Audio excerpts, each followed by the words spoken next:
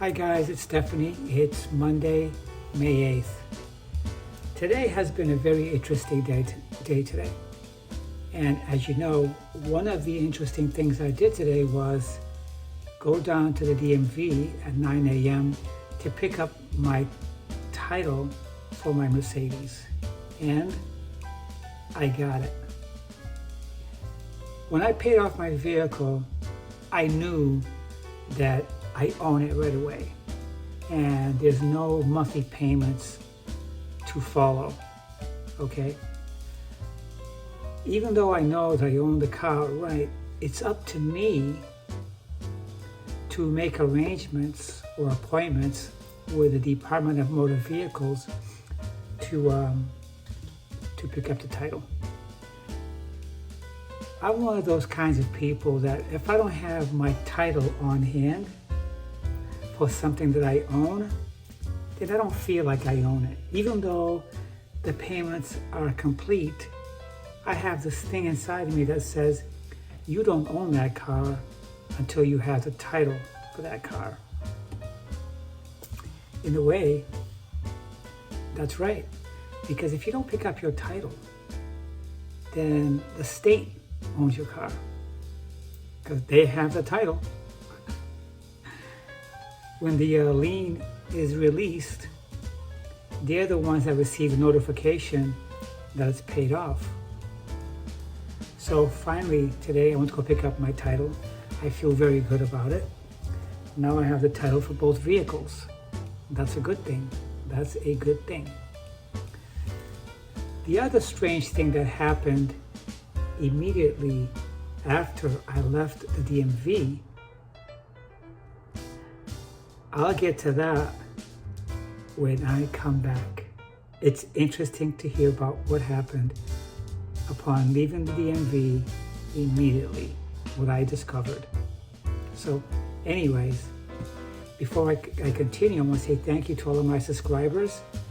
If you're watching my channel for the first time, then I would appreciate it if you find something resonating to hit the subscribe key, hit the like button, and share. This is a simple channel. I don't have fancy gadgetry or fancy editing gadgetry. This is a simple life. My content is simple. It's about my life. It's about life situations. If you find something resonating with you, please hit that subscribe key. We'll be right back with more. Thank you a lot, guys.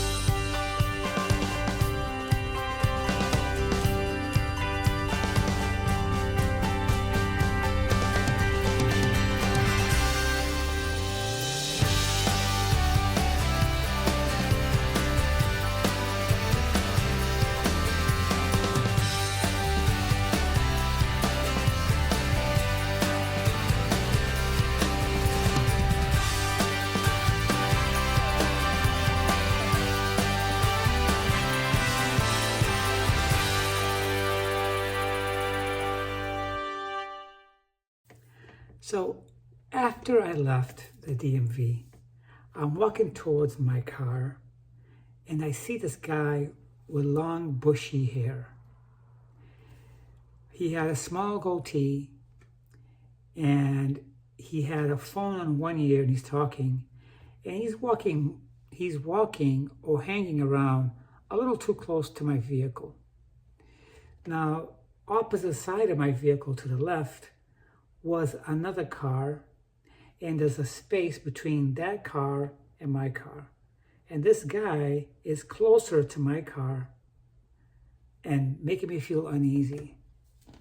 As I walked up behind him, I can see his eyes looking to the right. Immediately, he starts talking on the phone. I get in my car, I put my top down, and as I'm leaving, he walked up to the other car, which had a gentleman sitting on it, looking down with some electronic device or something. As I leave the area, the parking lot of the DMV, I drive away to come home. And as I turned my head back to look at them, he got into that car and sat down. Now, I didn't see that guy when I was inside the DMV retrieving my title. I didn't see him. He wasn't in line at 9 a.m. to go in the building with everybody else. That's when they opened the doors at 9 a.m. I didn't notice him there. So as I'm driving home, I'm thinking to myself, I had a funny feeling in my gut that guy was going to break into my vehicle and try to steal it. Now, my car doesn't have a regular ignition, it has a key fob. Okay? As long as you have the key fob and you're within the vicinity of the vehicle, once you touch the door handles, the door will open up. And once you get in, you press the stop key and the motor starts up. So I had a feeling that he was there pretending to be on the phone, walking around the car like it was his. What he was portraying to anybody that may have been looking is that the car was his and he's on the telephone. I picked up on that. That's the vibe I was getting. As I'm driving home, I'm thinking of these things. I make a U-turn and I went back, hoping that they were still there. In my mind, I was saying, if they were customers of the DMV this morning, then they should still be there. And as I approached the building of the Department of Motor Vehicles, I get in the parking lot to where I was parked, and where they were gone. They left. I didn't see that car there when I parked there. Out of that whole row to the side of the building where employees park was where I was parked. But the employees are parked closer to the building. I was parked away from the building. So when I parked there, that white little car that was there was not there. I was the first one in the building, and I was the first one out of the building. My task of getting my title only took less than 5 minutes. I repeat, it took me less than 5 minutes when I got in the building to get my title and to leave. And that when I left, that guy was there along with that little white car and somebody sitting in it, fidgeting what appeared to be some kind of electrical device. So when I pulled back in there for the second time to see if they were there, they had left. Now, when I made a U-turn, it took me about 8 minutes to get over there. So if they had no business to conduct at the DMV, and I didn't see them in the building, neither one of them, and the car was not there when I was in the building, when I walked in the building, but after I came out, it was there. That guy and his friend were there scoping my car to steal it. Yes, they were. Because as I walked up towards him to get into my car, I had this funny feeling in my stomach that this didn't look right, it didn't feel right, and the vibes I was getting from him didn't seem right. As I'm walking towards him to get in my car, I looked at him up and down. Long bushy hair, short little goatee. Every one of his fingernails were painted yellow. Yellow. They were scoping out, his friend was scoping out, or whatever he was doing, and he was pretending to be on the cell phone talking, acting like the car was his. When I got in, only then did I hear his voice talking. When he decides to talk at last minute as I approached him, he wanted to fool me like there was somebody else on the other end of the phone. But when in fact, he's walking around and he's scoping to see if anybody's watching him. He had intentions of getting in my car and stealing. Now, my car only starts if you have a key fob. But from what I understand after researching, thieves do have a device that they can use that will act like a key fob and unlock your doors. And all they do when they unlock the doors, well, guess what happens? All the power in the car comes on, including the ignition. That's what key fobs do. The other guy that was sitting in the vehicle, he was fidgeting with something on his hand. Okay? It could have been a cell phone with a special app in it. It could have been an electrical device with a special key fob instrument. Because as soon as I get in my car and left, as I turned around to look back at them, they were getting in that car to leave. Okay? I think I walked in on an attempt robbery of my car early in the morning. Okay? Across the way, a half a block away, is a police station. These days, crooks don't care who's around. Yeah, most DMVs in the country have a policeman there. But where I was parked, they had some cover because that's in the back of the building where the employees park their car. But it was weird because as I was driving back there to take a better look at them, as I approached the parking lot, they had left immediately as I left because that's why they were there, to steal. And they saw a white little sporty Mercedes parked out there, and they thought that, these customers for DMV straightening out their titles or getting their license and registration, they take forever. In some cases, you do. When you go to DMV, it could take up to a half an hour to straighten out what you're straightening out. But I was only there to pick up a title. They go on the computer, they pull up my name, they see the lien was released, they give me my title, I pay them, and I leave.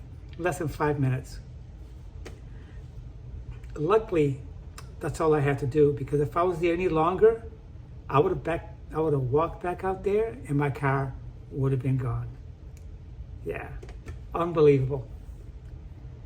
So here, where I live, I've taken proper measures because I said, like in my last video, there's some shady characters living here.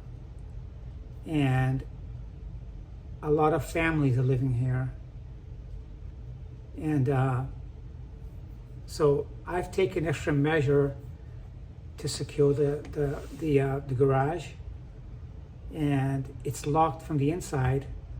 And I've read somewhere that if you have a remote control for your garage door opener, it's wise practice not to keep your remote control on your car, on the sun visor, because those remote controls have clips that attach to your sun visor. Well, I admit, the first month I kept the remote control on my sun visor, but I never thought that somebody could actually break into my car, take the remote, and come back at another time when I come home from work, because the remote is only like this big, and it's not something that I can catch right off the bat is missing from my dash if I don't look up. And while I'm away, they can come back, open the door, get in the garage and close it, figure out a way to hotwire my car, and in the process, if there's more than one of them, the other guy could plan or try to break in the home and steal everything. So yeah, so what I did now was I don't keep my garage door opener in the car anymore. I take it in the house with me, okay? The second thing I did is I disconnected my garage door opener from the ceiling where the plug is. I disconnected it. When it's connected, the motor and the chain that lifts up the garage door acts like a brake. It doesn't allow you to pull up the garage door. But when you disconnect it, I think it free spins, and therefore you could go ahead and lift it if it's disconnected. You can open it. But what I did was I disconnected it for the purpose of if they're driving around with a universal remote, they can possibly hit the correct code to open up any garage door in this community. Not all of them, but there's 70 homes here, 70. How many of those garage door openers are able to open up with a random remote control? 10, 15, 20, maybe just one? Just one is bad enough. If they could open up one garage door out of this community, they're happy. So what I did was I disabled the garage door opener by disconnecting it. That's number one. Number two, I took my remote control in the house. Number three, I locked it from inside the building, inside the home, after I disconnected it. How? I locked the tracks with a padlock. That's right. If you buy a padlock and open it and put it through the track where the holes are, the wheels of the track of your garage door opener cannot roll on it to go up. All right? Because you've locked it, and then you've put the lock through the track, and then you locked it. Those wheels are not big enough. No matter how big they are, they wouldn't, because you're blocking the track for each side of the track. So I disabled it. I disabled the door. I disabled the garage door opener, and I took in my remote for my garage door opener. The only time that I'll leave it connected is when I'm home, like today. I have my Mercedes in the driveway, and I can see it. Inside the garage is my SUV, okay? And during the day, people are home here. Tonight, before I go to bed, I put my Mercedes back in the garage and repeat everything I just described to you. If you guys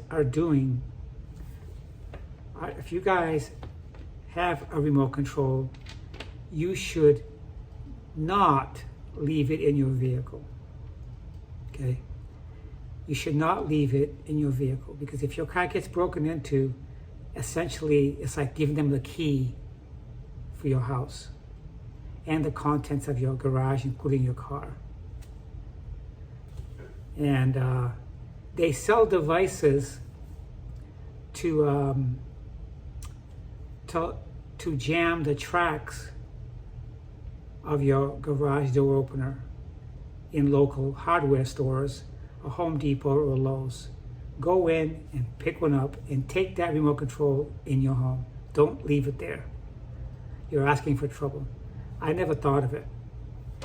The other thing they have is, I noticed that at my store, they sell a Chamberlain garage door opener that has up to 15 different frequency codes that alternate every time you open your garage door. Okay, that means that every time you open your garage door, it's never the same code, because the receiver in the house is scrambling those 15 or 20 codes. Now, if somebody has a universal remote, it won't work like that. This only works with a single code, the universal remotes.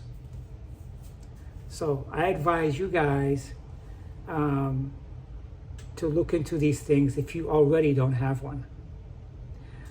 Perhaps this year when I buy my new home, I will do the same thing to that garage, or I'll even buy the one that has multiple codes, like the 15 code scrambling garage door opener. It's getting rough out there, guys. It's desperate. And people are out there to make your life miserable by stealing what you have. Your car, your personal items, whatever they can get their hands on. Yeah.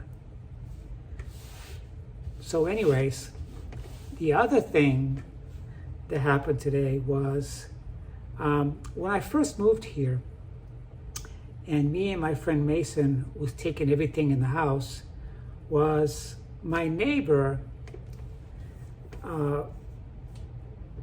said hello to me, and I said hello back to her. Just last week, I approached her and I told her I approached her to say hi, and I introduced myself. And today, I went to the main office to tell them that the sprinkler electrical box had been open now for the past month or so. And I had taken a picture of it to show the management at the office that that electrical box should be closed. Now, after I left the office, I'm walking to my car and I see my neighbor standing over my Mercedes. I had the top down and she didn't know whose car it was. And she has a great sense of humor, and she laughed and said, "Look how somebody parked their car over here." And I guess she found out it was mine. So we struck up a conversation, and she started to compliment my car. And I told her that I'll gladly take her for a drive in it someday. And she said, "Well, I have today off." I said, "Well, I do too." I said, "Why don't we get a cup of coffee?" So, and she agreed. So I told her I'm going to go back home, and when she's done with whatever she's doing, just to simply come over and ring my doorbell and come in the house. So she did that. She came over, and we sat around and we talked a little bit. And she complimented my little home here, how she liked the arrangement and everything. And then we went up to my favorite place for lunch. Went up to St. Armand's in Sarasota, and we had lunch, and we had the most interesting conversation. And it was great company. I really enjoyed her company, and she was a wealth of knowledge. We discussed and touched base on so many different things that we seemed to have the same interest in. Yeah. So after we had lunch, we went for a little walk at St. Armand's, and we went for a little ride. We took a ride down Longbow Key, and we checked out Bird Key. Bird Key is a high-end home community, and the homes there are in the millions of dollars. But I told her that I go there often to just inspire me to what hard working gets you in life. And I'm inspired to drive by and see what other people's dream home looks like. And checking out the homes, and maybe in the back of my mind, kind of like think about what's it like to get into the home that I desire to have one day. So that's what we did.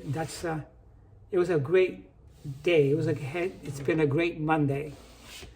On the way back, I had to also confide in her that she's the first woman to sit in the passenger seat of my car. That's true. I said to her, as I dropped her off here at home, I said, "I want to confide in you and let you know that you're the first woman to sit in that passenger seat. As you know, my car is only a two-seater, and she's the first woman to sit there." So yeah, so she thought that she got a kick out of that. We talked about relationships. We talked about our personal goals and our past relationships, but we kept it very lightly. It was pleasant conversation. It wasn't very heavy, and it was fun. I'd like to do it again. So she thanked me. I treated her out for lunch, and she wants to take me out next time. So that's what my day was like today. I really enjoyed it, and looking forward to going out with her again. So that's what happened today in my little life. What did you guys do today? Did you guys do anything interesting today? It's a Monday. I had it off. I'm not sure that my subscribers had their days off. Most likely, some of you, if you're not retired, probably went into work today, or maybe you work a different day or different shift. So I'll leave that right here, and I'll be talking to you guys soon this week. And if you guys have any comments regarding the things I've done to secure my garage door to prevent theft, leave me a comment below, and I'll check it out and see. Maybe you guys have another, have an idea for me that I can use other than what I'm doing. But I'll hope to see you guys soon, and you guys have a nice day.